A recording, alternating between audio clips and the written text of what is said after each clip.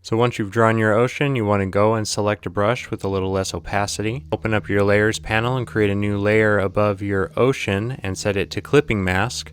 And this will just make it a little bit easier to fill in that area without having to worry about staying in the lines. Then with the lighter blue color selected, you can just paint around the edge of your coastline. Don't worry about making it too perfect at this point.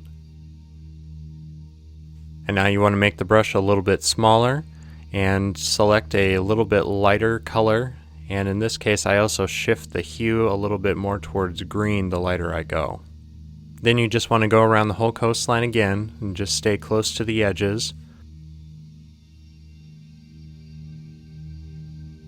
And you're going to make one more pass following the coastline, and you can see that you're just kind of building up layers so that it looks like it's gradually getting shallower the closer you get to the edges.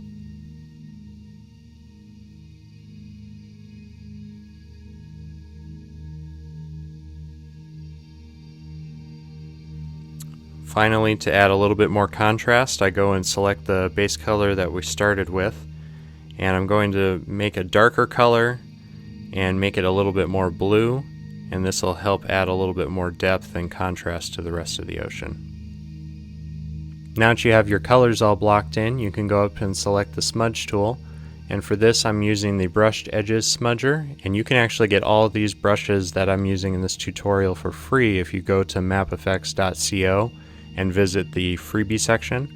You can download those in the Apprentice Brushes pack. So as you can see, I'm just taking the smudge tool and kind of smoothing and blending those edges that we laid down when we put in our color. I really find it makes a big difference when you use the smudge tool to use a brush that has a lot of nice texture baked into it. Otherwise you can end up with too smooth of edges, too smooth of transitions, and it starts to look kind of digital and fake. The last thing I do is I create another clipping mask layer and set it to overlay, and you can pick a little bit darker blue color and go back to our shading brush.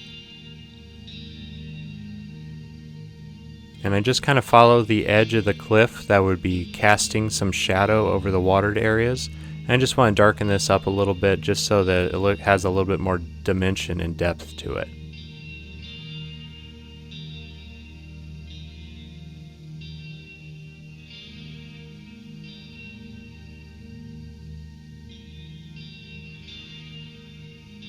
And lastly, I go back to the smudge tool and I just blend some of those edges a bit.